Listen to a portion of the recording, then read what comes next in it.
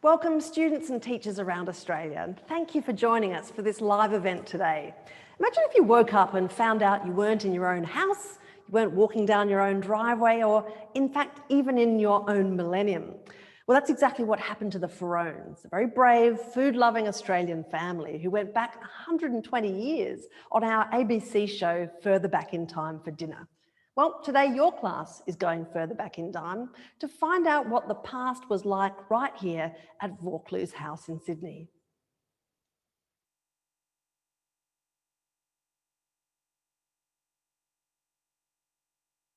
Museums. It is so exciting to have you here today, coming directly from Vaucluse House in Sydney for this really special live event.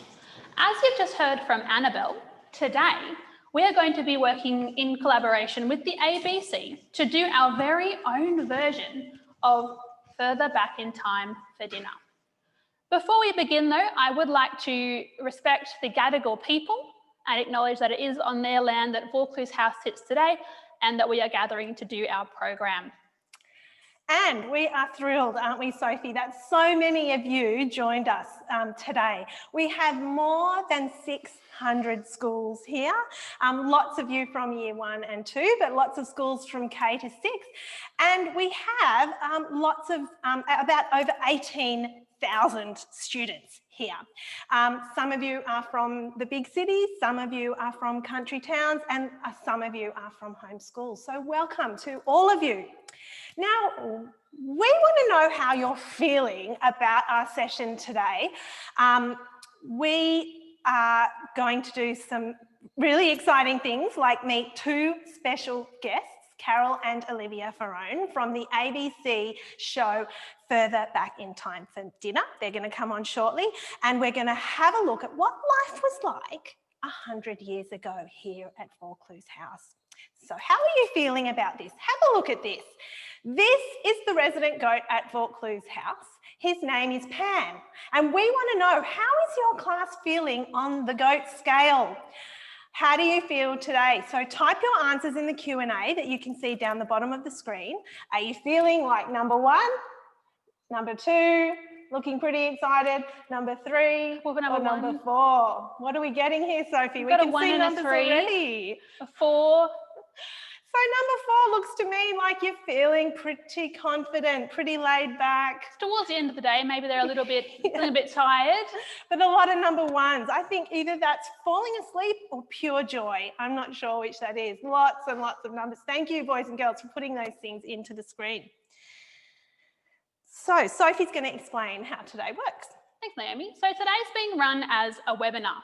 We're going to be asking you questions, or you can also ask us questions by typing them into the Q&A, just like you're doing now with our GOAT responses.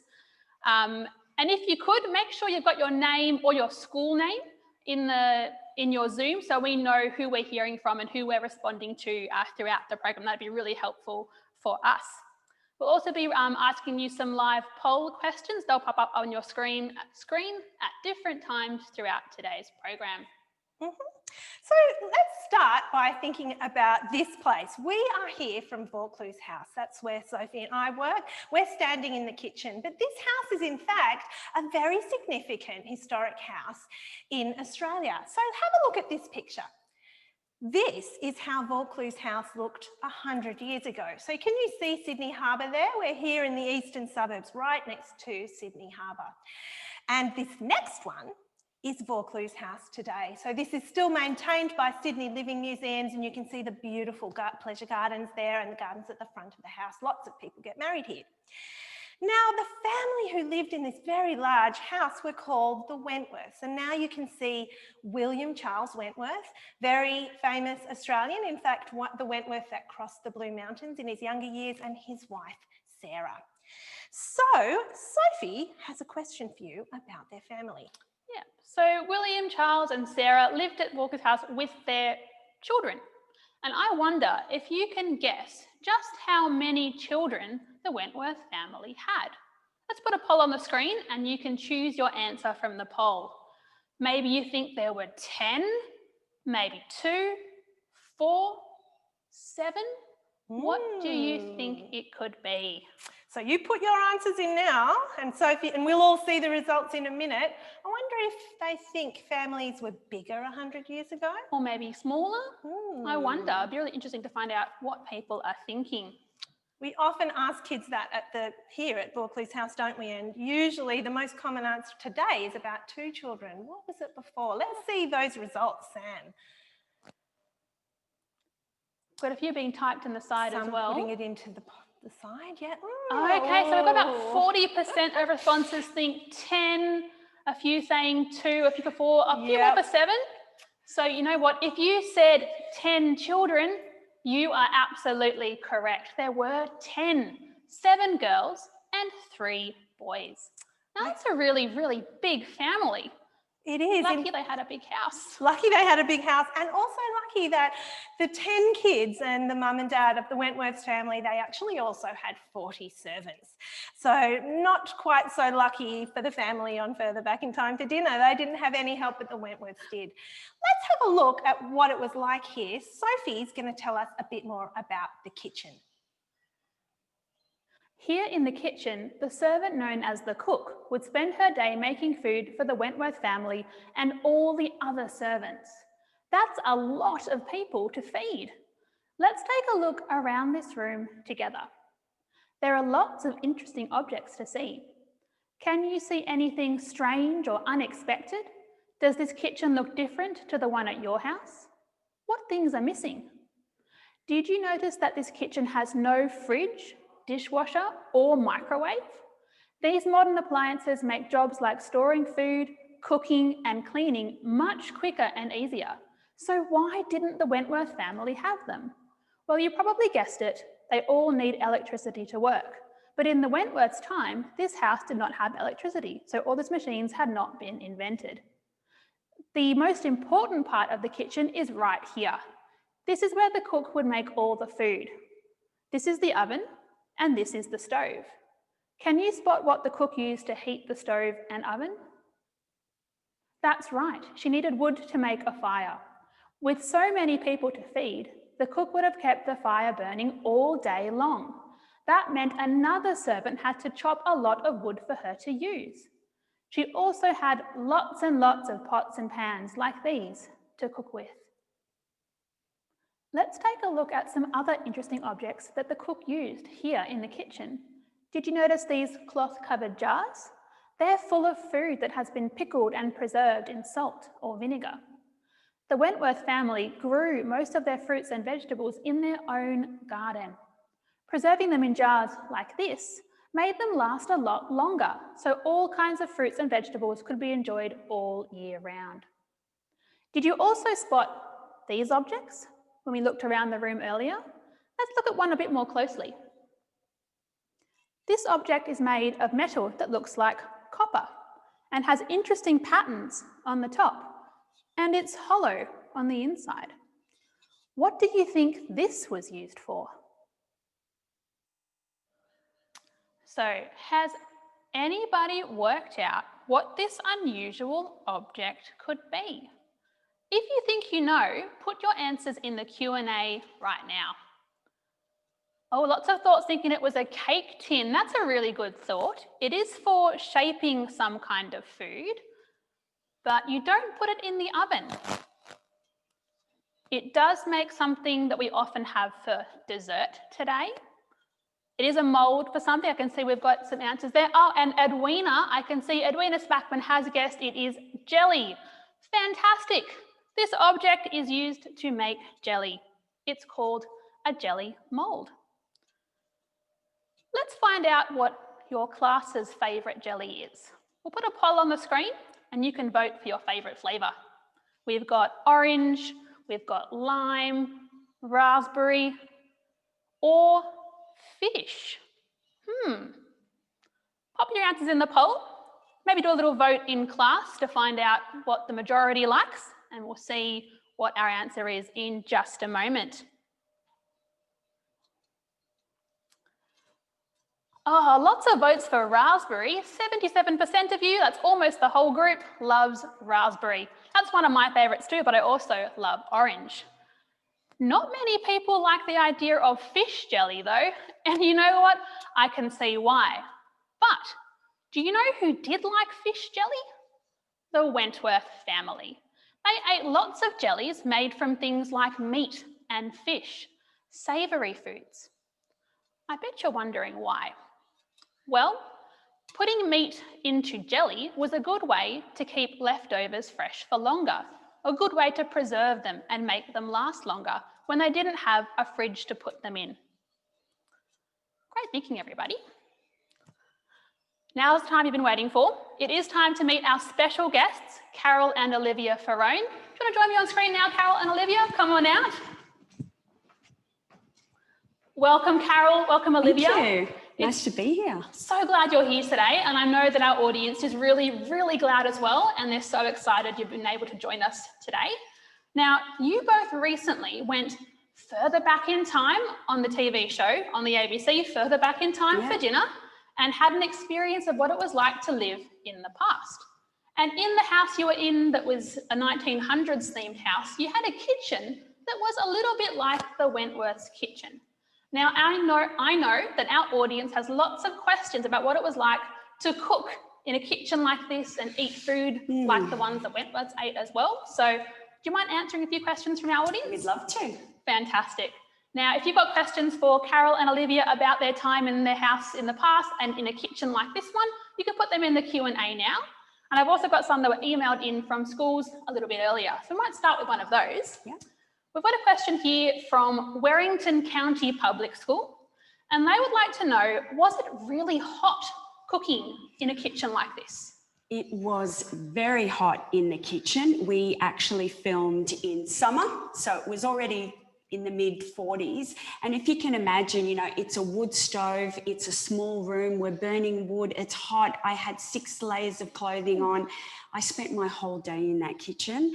So yes, it was very hot. Oh, it doesn't sound very nice. Olivia, did you have to go in the kitchen and help cook?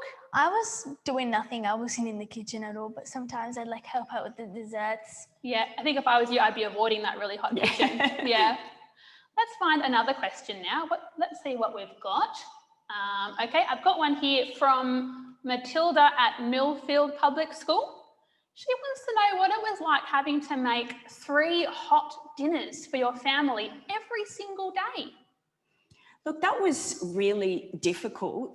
You know, in this day and age, you might make a sandwich for lunch or have something quick, but back in the early 1900s, it was a lot of meat, everything had to be cooked. So again, I was in that kitchen pretty much all day, so it was quite uncomfortable. Wow, that doesn't sound that fun at all, being stuck in that hot kitchen. No. And you can imagine for the Wentworths and their servants, it would have been much the same in a stove and oven like this one, burning wood in the heat.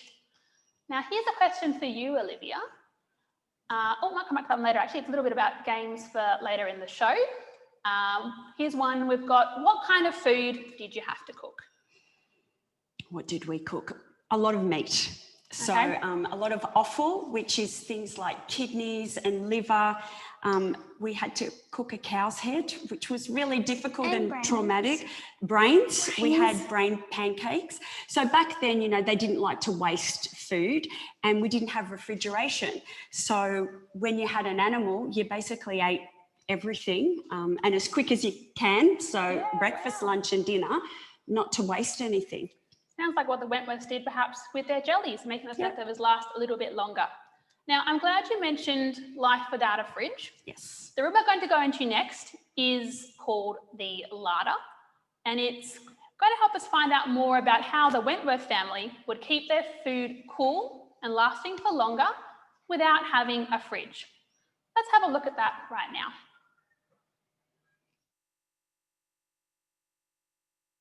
Vaucluse House had whole rooms dedicated to the storing and cooling of food. I'm standing in one with Carol right now. It's called the larder.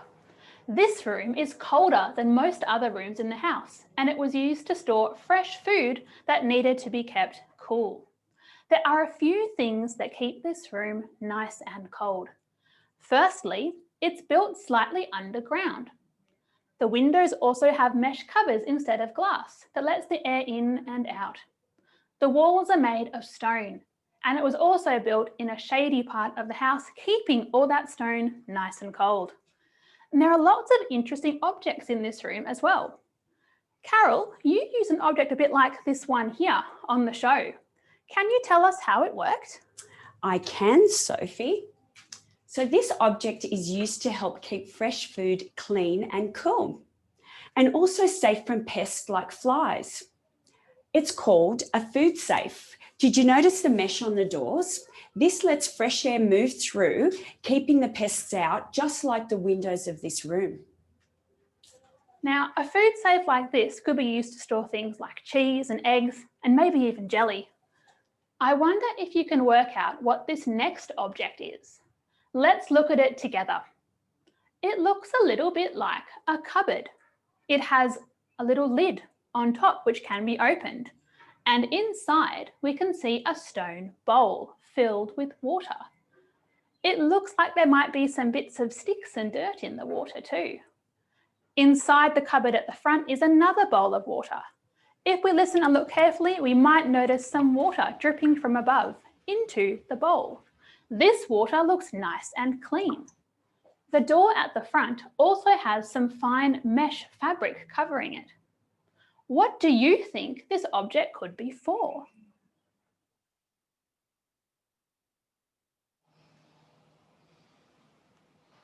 So, has anybody worked out what that last object we saw was in the larder, that large box? If you think you know what it could be, put your answers in the Q&A now, but I might give you a few more clues as well. It's got something to do with water and cleanliness, keeping you healthy, and drinking.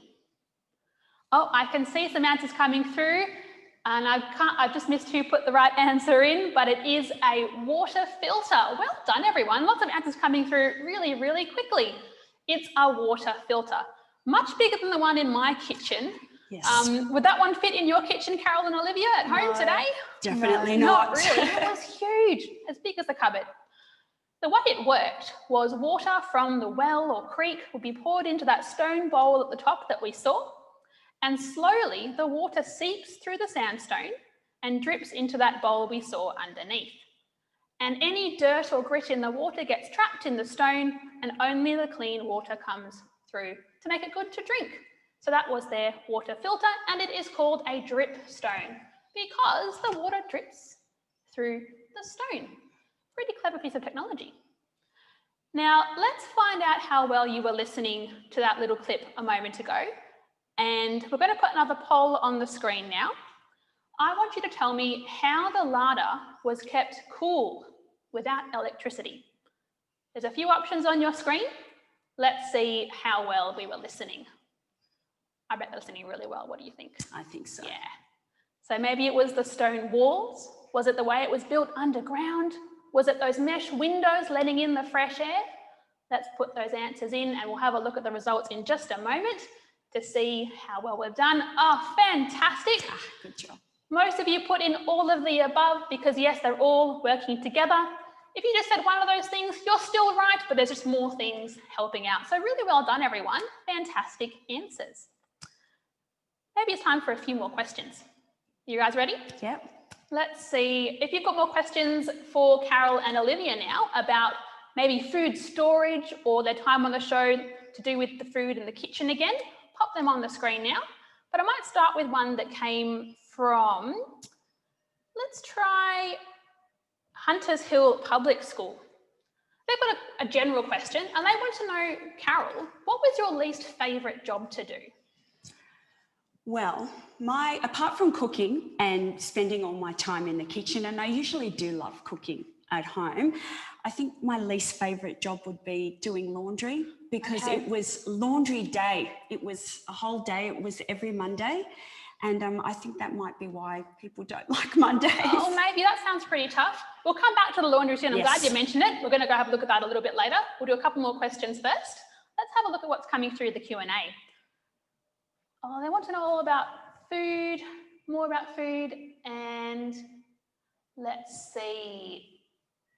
Was there a particular food you ate a lot of in the house? I wanted to know what kind of food you were eating. We ate a lot of meat. There of was meat, meat okay. or a meat product in every single meal. So breakfast, lunch and dinner. You know, you might have cereal for breakfast. We had minced kidneys on toast. Oh, Gross. It was gross. not your favourite, Olivia? No. No. Did you taste it though? Sadly, yes. Well, that's pretty brave to try different things. So you must have been really proud of Olivia getting I involved was in that very one. proud. Let's have one more question. We've got one here from Tillingham Public School. They want to know what your favourite recipe was. Perhaps your favourite to cook and maybe yours to eat, Olivia. Favourite recipe? My favourite recipe to cook. I know. You know what? The pasta dish, because we eat a lot of pasta in 2020. And I think I can safely say that the whole family was very enthusiastic when I made the baked pasta dish. Not as good as my normal pasta, but pretty close. Fair enough. And yours, Olivia? I think when Maggie B came, when they made the donuts in the pan with like, what was the syrup? In golden syrup. Yeah, that was really yum. So a little bit further forward in time than the Yes. 1900s, so maybe the food Yes. got better as you It went did. along. Not so many brains and calves' heads. Oh, No. Fair enough. Okay. Let's hold the questions there for now. We're going to move on, and Carol and Naomi are heading off to explore the laundry and Carol's least favourite job. Yes. Let's have a little look. I'm standing outside the laundry of Vaucluse House with Carol. Now, your laundry at home is probably inside your house. Put up your hand if that's the case. I'd say that's most people's. But washing today is also pretty easy. Carol, how does washing work today in your modern day family? Well, it's very simple. I just put the dirty clothes in the machine, I add some soap, press a button, and it all happens automatically. And we're all thinking, yeah, that's the same for us. But of course, over 100 years ago, it was different. Mr. and Mrs. Wentworth were lucky enough to have servants to do all the hard work. But average families, like the Ferrones were in Further Back in Time for Dinner, had to do all the hard work themselves. Let's go inside and see how the washing was done. So Carol and I are now inside the laundry. Now, before the modern washing machines, you needed to do all your washing with a washboard like this. And Carol, you used one of these on the show. So why don't you tell us all how you used the washboard? Well, it's actually quite simple, Naomi. What you do is you have a bucket of water with your dirty clothes in it, rub some soap. The soap was usually made out of animal fat, so it didn't smell very good. And it was just a simple process of getting your shirt or whatever it was, rubbing it against these ridges, and hopefully all the dirt came out. Yeah, well, that sounds like hard work, all that muscle power with no electricity. And then the job isn't even over, is it? Because your clothes are still wet. So over 100 years ago, you might have used a mangle like this one, which you did, didn't you, Carol? I did. And you again use muscle power to turn the hand crank, and then the rollers squeeze out the water. So the whole washing process took a long time. How did it work over 100 years ago when you did it? Well, it was a lot different to how it is today. You know, it started off with me boiling water on the hot wood stove, carrying it outside to my laundry, and then soaking the clothes, using the washboard and the soap to get all the dirt out, and then running it through the mangle, which was actually my favourite part of wash day, because you'd be surprised, it actually works quite well and gets a lot of the water out. And then you just hang them out in the sun and hopefully nobody dirties any more clothes. Yes, that's right. And the Mondays became known as the day you did that all day 100 years ago. Yes, Monday was wash day. It was my most dreaded day of the week. And I think that's why most people don't like Mondays, actually. Let's see if you have any questions. Let's cross back to the kitchen. Welcome back, everyone. So we are seeing so many questions for you, Carol and Olivia. Firstly, let's go to the question that we got from lots of schools, but for example, Avalon Public School and also St. Gerard's are both interested in the animal fat soap that you mentioned, that you used in the show. Did it work, and what was it like? You know what? It actually did work. And I think because it is fat, the dirt must stick to it and it, you know, the grease comes off. It did smell very fatty. So I was doing laundry and it almost smelt like bacon frying, if that you know, if that makes sense. But it got the clothes clean. Yeah, So that's amazing, yeah. isn't it? Lots of kids are interested in that. Ballymore Public School and lots of others are interested in the water. So in the show and, you know, here at Vaucluse House, the Wentworth family got their water from somewhere. Where did they get it from? That's what they want to know. Well, we were fortunate. So in our house, we actually had plumbing. So the water did come from the tap. We didn't have any hot water, so it was just a cold water tap, and it was quite dirty. So we didn't have, I guess, a filter thing like you have here at Vaucluse House. So yeah, it was pretty dirty. Yeah, well Vaucluse House 100 years ago probably would have used the well. Yeah, that dug really deep and they would have gone and got that from the well. So let's now go to a quick poll, because Carol was the one on the show doing 100 years ago doing all the washing herself. And she mentioned that was the thing she didn't like. Who does it at your house? Take a vote in your class. Is it mum? Is it dad? Is it the kids? Or does everyone have a turn in the washing? Do that quickly. And the answers were, who did it? Mum? Yes. Oh dear, Of course. Carol, Mum still does it all. How did that make you feel? Warrington Public School and many others asked, how did that make you feel that you had to do all that washing by yourself? Look, I do pretty much all the washing now anyway. It just doesn't take a whole day. Yeah. It's a few minutes to pop it in the washing machine. Yeah. But apart from that, you know, in 2020, we really do share our chores. Everybody has a chore, we all help. Look, it made me feel very isolated being the housekeeper, and I didn't have a lot of leisure time. In fact, I think it was only on Sundays that I had leisure time. So I did feel quite isolated, and I miss my family. Yeah. I miss just hanging out and doing things together. Did you feel that? Did you miss your mum? And because I know on the show often you were by yourself. Everyone was busy except you. And so how did that make you feel? I was like upset kind of because I was just like alone doing nothing while they were all doing work and cleaning, and I didn't really get to see them much, like only at like dinner, breakfast. Yeah, lots of kids are asking lots of questions about you. Monique Dunn and her class are asking you, did you have any friends?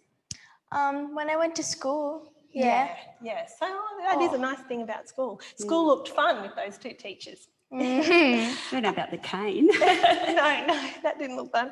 So let's maybe move on to games, because I can see in the questions people asking about games.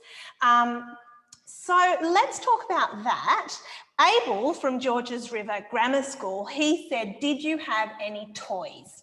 I had a lot of toys. That's the only thing that I had to occupy myself. So, well, that works, because what you're going to do, boys and girls, after this show is you're going to play some of the games Olivia played on the show and kids like the Wentworth children played 100 years ago.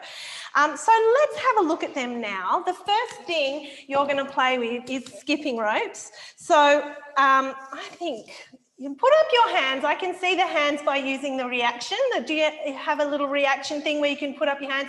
Put up your hands if you do skipping at school today.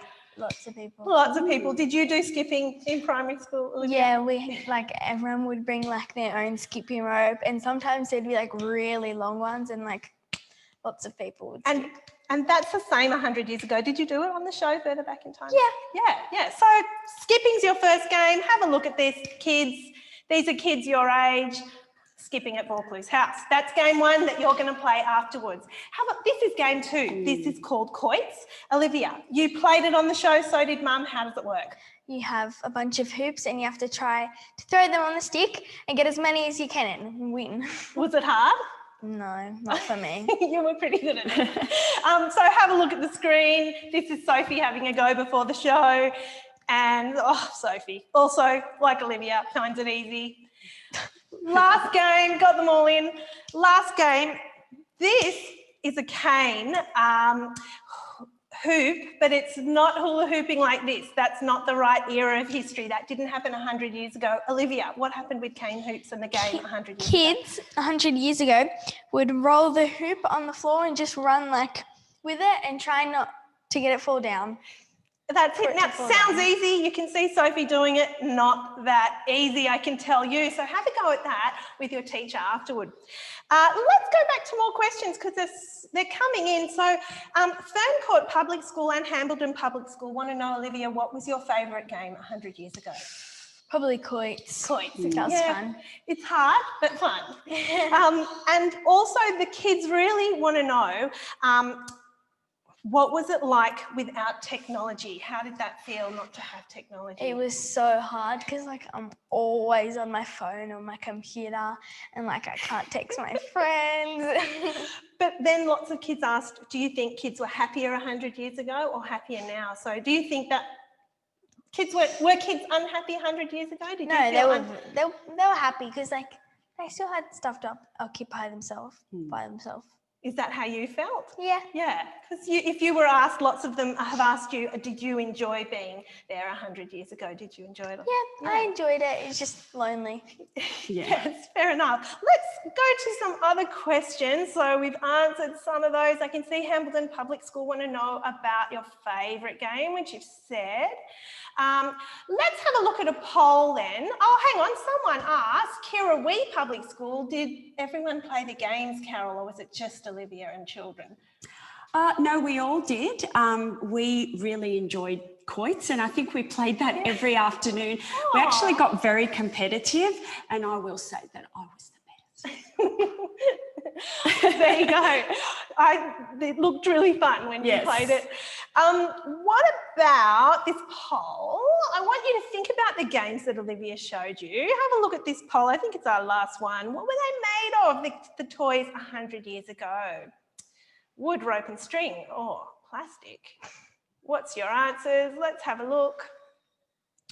And, oh yes, you noticed that all of those toys were of course made from only natural materials. You had nothing with batteries, plastic wasn't invented yet, nothing with electronics, everything that you had to use your own muscle power. And yet you still had fun. Yeah. So what else do you want to know before we say goodbye? Any other questions? What about, let's have a look. People are really interested in you having baths. Kogarah and Thurgoona Public School want to know how long did it take? Well, this was actually about the clothes. How long did you do the washing for? I think we've sort of... Yeah, it was a whole day. A whole day. Yeah. And people are interested in the baths. Was the water warm when you had a bath 100 years ago? Oh, it was cold. It was cold? Okay, that doesn't sound pleasant. What about lots of questions about the clothing and the hairdos? How did that feel? Because the kids seem to think it looked uncomfortable and someone says Angela Thompson's class, was it really hot? The clothing was very hot. Again, we filmed in summer. I had 6 layers on, so a corset to suck everything in and then a petticoat and a shirt and a dress and a coat. It actually was very uncomfortable to be in the kitchen and just doing general chores. And it wasn't until the 1920s that people realised that we live in Australia, we have a hot climate, and we don't need those thick woolen clothes that came from England. So definitely uncomfortable, but we were really happy when we got to wear light clothes. Yes, they got less and less sort of cumbersome and uncomfortable as the show moved through the decades. Yes. We're nearly out of time. We're running out of time. So let's ask maybe, so many great questions. What about something sort of just to summarise it all? Lots of Avalon Public School, for example. And actually, what about this one? This one's from Glenview State School in Queensland, and also Parks Public School and Werrington all wanted to know about what you enjoyed. What did you really enjoy about your experience going back in the past? All of it. All Except of for the food, most of it.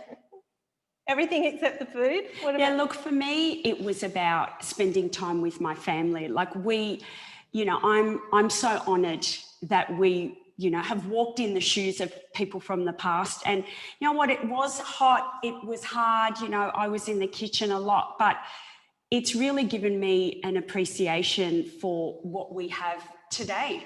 And, no mobile phones, no television. We actually spent a lot of time together, playing games, cooking, talking. And I feel like, families need to do that. You need to spend time together and not everybody be on their devices. So, you know what, I loved it. And we had some lovely times and did things that we wouldn't normally do. And, she looks pretty good considering she's 120 years old. Well, I think, Carol, the passion that you had and the really positive attitude, even though some things are hard, people loved watching you. We've had so many emails from teachers and your classes. So thank you for all those emails and for the wonderful questions and for leading us today through these great questions that you've asked Carol and Olivia. So our time's sort of run out. So let's do another show of hands. Put up your hand if you had fun today getting to ask some questions of Carol and Olivia. Put up your hand if you had fun. I can see tons of hands, even some being re-raised. They already raised them before. Keep up your hand or put up your hand if you learned something new about life 100 years ago. Did you learn something new? All these hands, it's so great, such a lot of enthusiasm. Thank you so much, Carol and Olivia, for coming today. Thank you so much. And if you want to come back to Vaucluse House, of course, we're open all the time, but what else could they do, Sophie? Yeah, we'd love to see it at one of our museums if you live nearby sometime soon or next time you're coming on a holiday to Sydney perhaps. Or you can look on our website. We've got lots of resources there where you can learn about Vaucluse House and other sites as well. Or maybe come to one of our other virtual excursions sometime in the future would be fantastic. We'd love to see you again. Well, thanks for coming today and see you soon, everyone. Bye.